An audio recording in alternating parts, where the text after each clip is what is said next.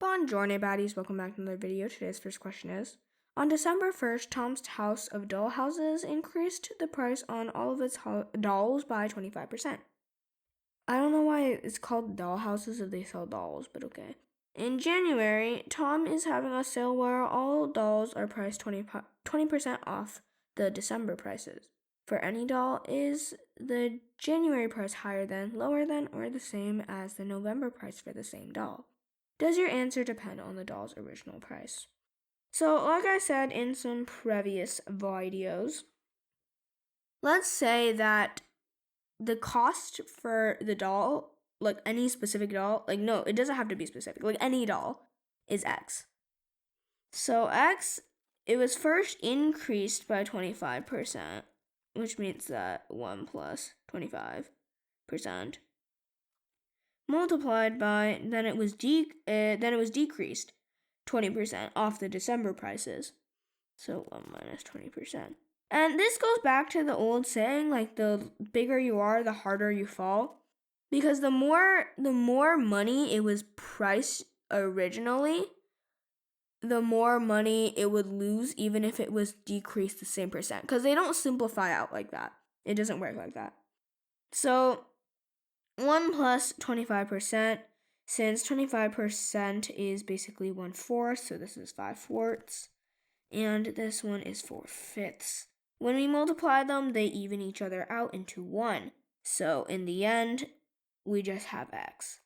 So this is one of those rare occasions, because it doesn't, like I said, it doesn't work like that. If it was increased 25%, then decreased 25%, it's not going to end up back at X. Because you have more money now. So 25% of a more money, it's like 25% of X plus 1 is going to be greater than 25% of X, So it's gonna be different. It's gonna be you're gonna take more if you decrease the same percentage after you increased. So yeah. Moving on to problem number 2. Dave is playing blackjack at his local casino. He starts with $1,000 and on each hand he bets 50% of his money. If he wins a hand, then he wins whatever he bet. But if he loses a hand, then he loses whatever he bet. After playing 5 hands, he has won 3 hands and has lost 2 hands. How much money does Dave have after the 5 hands? Doesn't matter which 3 of the 5 hands he won. So think about it like this, okay? Whenever Dave wins a hand, he gains, because he has this much money, right? He has 100% of his money, aka 1.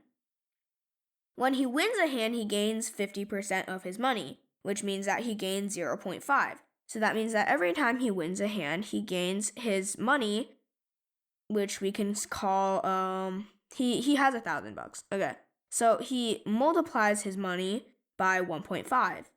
However, every time he loses a hand, and he won 3 hands, so it's to the power of 3. But every time he loses a hand, he loses 50% of his money, which is 0.5. And he lost 2 times.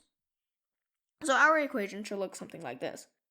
So since multiplication is commutative, it doesn't actually matter which 3 of the 5 hands he won, because you can just swap up the order however you like, you're still going to get the same thing. But now we solve to see how much money he had, which is probably going to be the hardest part of this whole thing. But it would be 1,000 times 1.5 to the power of 3.